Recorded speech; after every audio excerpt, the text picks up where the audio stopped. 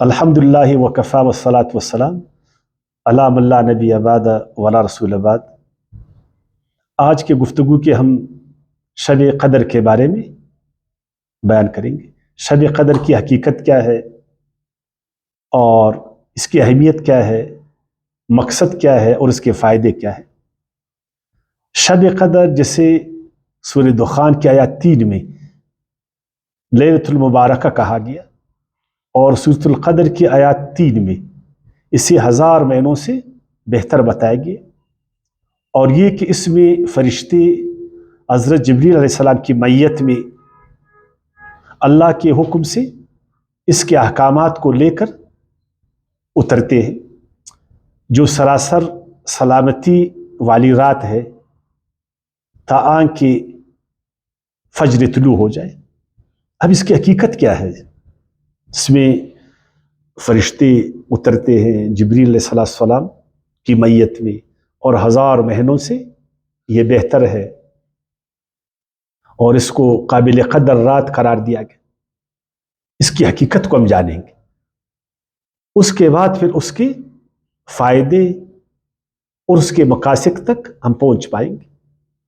سب سے پہلے اللہ تعالیٰ نے جس کو ہم شب قدر کہتے ہیں، عربی میں قرآن میں اس کو لیلۃ القدر کہا گیا، اور سورہ دخان میں اللہ تعالیٰ نے اسے لیلۃ المبارکہ کہا گیا۔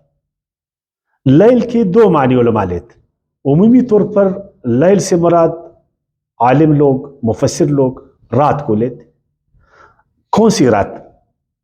رمضان المبارک کی طاق راتوں میں سے ایک رات، اور زیادہ گمان 27ویں رات کی طرف، وہ رات جس میں قرآن مجید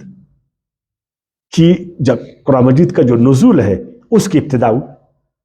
سورہ علق کی جو 5 ابتدائی آیاتیں تھیں، ہے نا، اور عالم لوگ کہتے ہیں کہ رمضان کی اسی جو ہے نا رات میں قرآن مجید اس کے نزول کی ابتدا ہوئی، اس لیے اس رات کو قدر والی رات قرار دیا گیا۔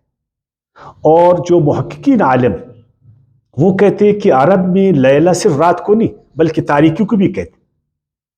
تاریکی سے مراد وہ اس دور کو لیتے جو دور ہے 23 سالہ دور جس میں قرآن مجید نازل ہو، اس دور کو لیتے۔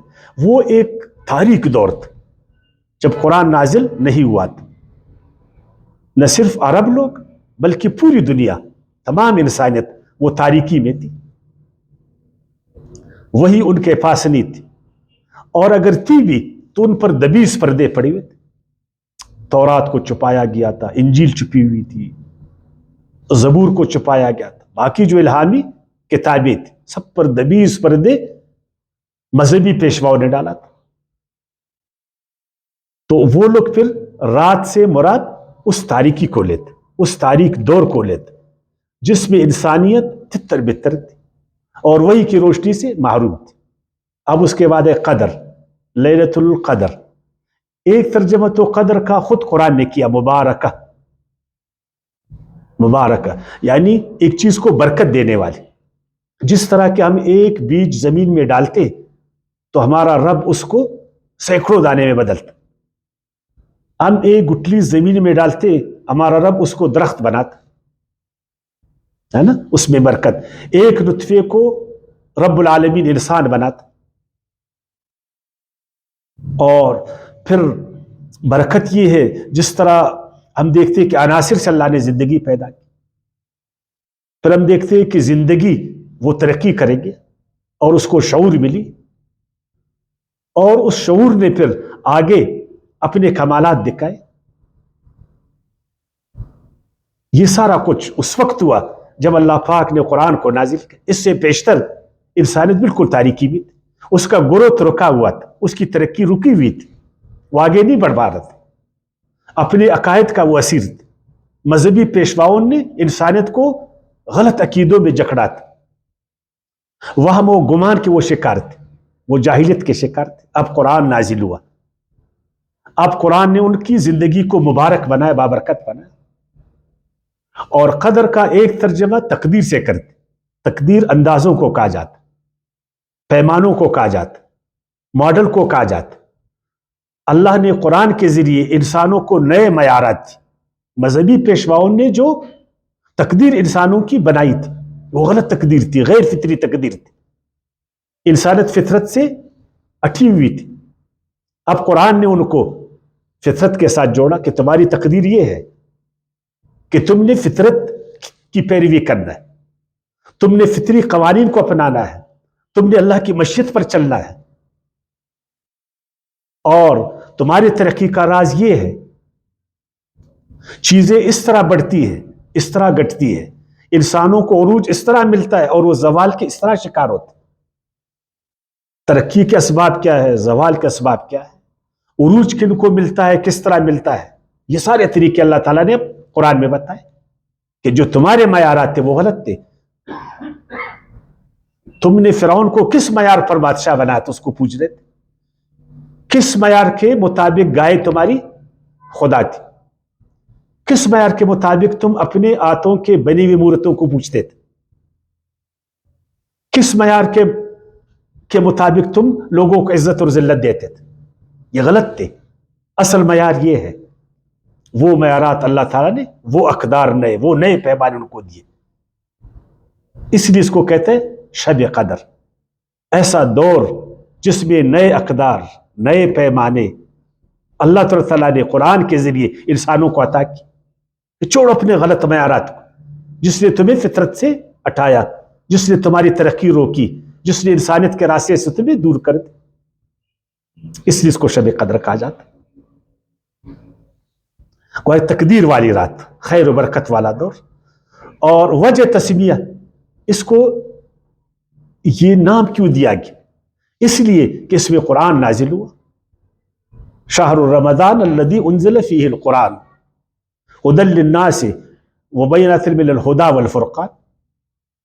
اب قرآن جو ہے نا، یہ تمہاری رہنمائی اس تقدیر کی طرف کرے گی، یہ فرق تم کو قرآن بتائے گا، یہ روشن راستہ تم کو ابھی قرآن دکھائے گا۔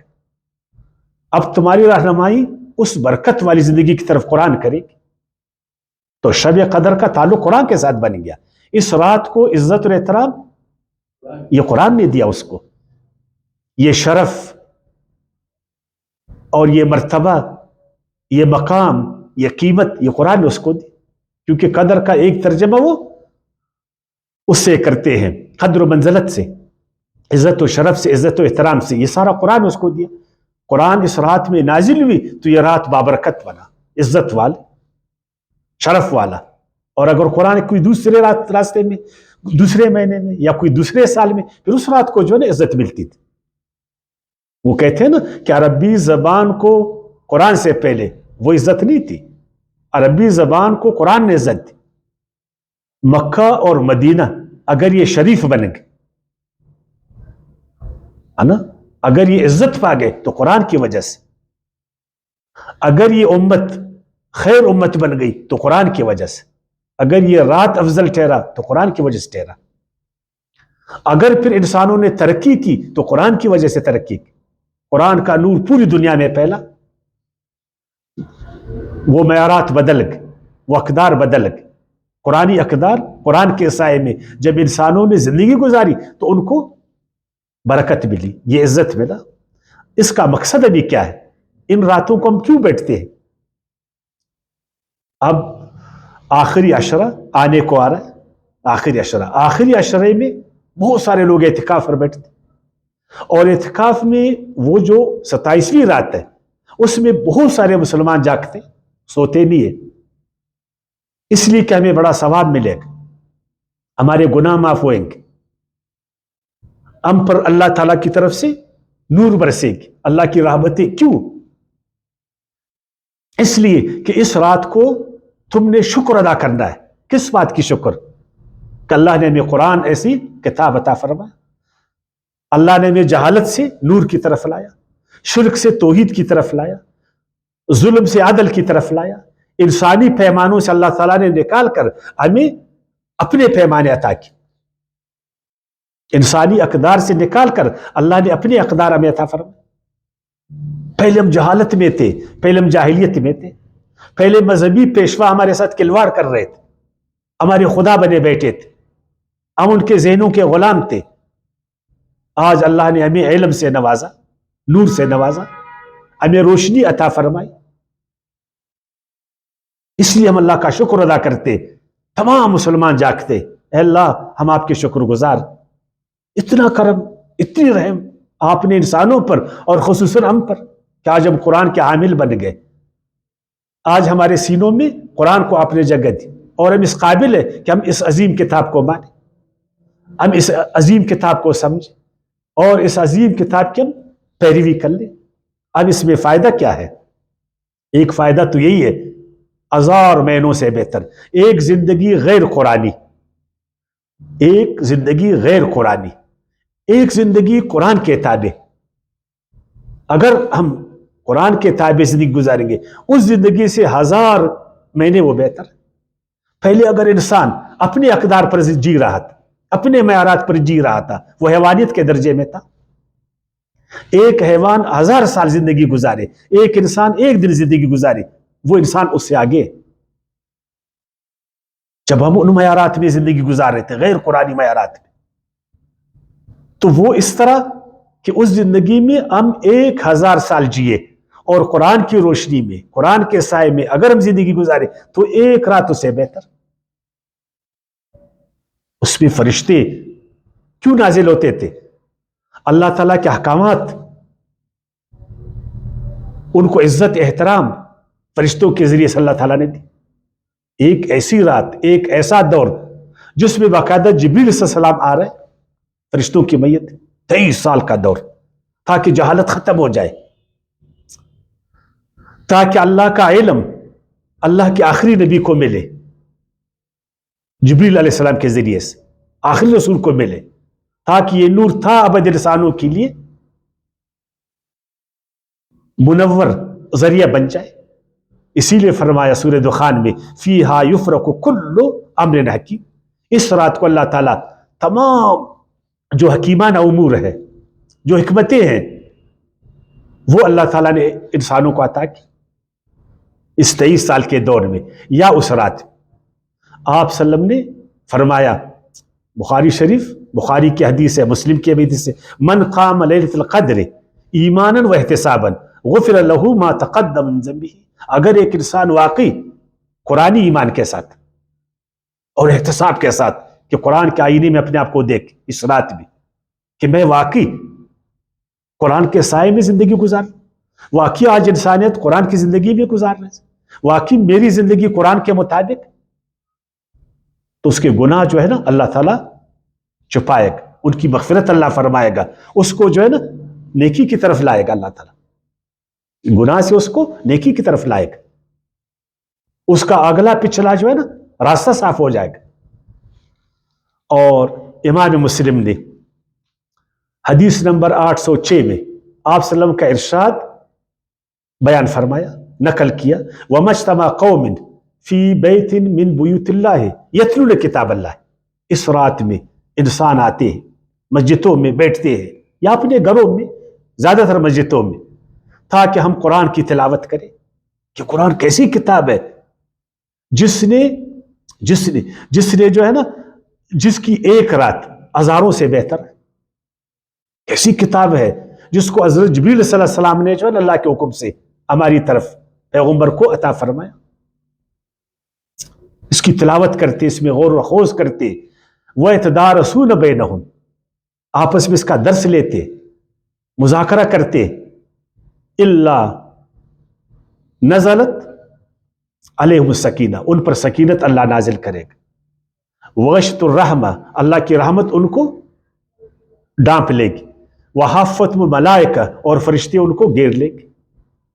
وذکرہم اللہ فی من عندہ, اور اللہ ان کا ذکر فرشتوں کی مبارک مجلس میں کرے گا. یہی یہ رات کہ اس کو ہم ضائع نہیں کریں, اس کو قرآن کے ساتھ جوڑیں, اس کو قرآن کے حوالے سے سمجھے, اس کی حقیقت کو سمجھے, اس کے مقصد کو سمجھے. پھر آپ دیکھیں کہ شب قدر پہ شب قدر, پھر شب قدر, پھر اس شب قدر سے ہم فائدہ اٹھانے والے بن جائیں گے. پھر ہماری زندگی ہزاروں سالوں سے بہتر بنے گی. آج مسلمانوں کیا ہماری زندگی ہے, کیا ہمارا اخلاق, کیا ہمارے معاملات, کیا ہمارا عقیدہ ہے؟ ہم خوش ہیں اس عقیدے سے, ان معاملات سے؟ یہ یقین جانیے ہزار مہینے سے بہتر وجہ. اگر ہم شب قدر کی حقیقت کو اس طرح سمجھے، وما علینا الا البلاغ.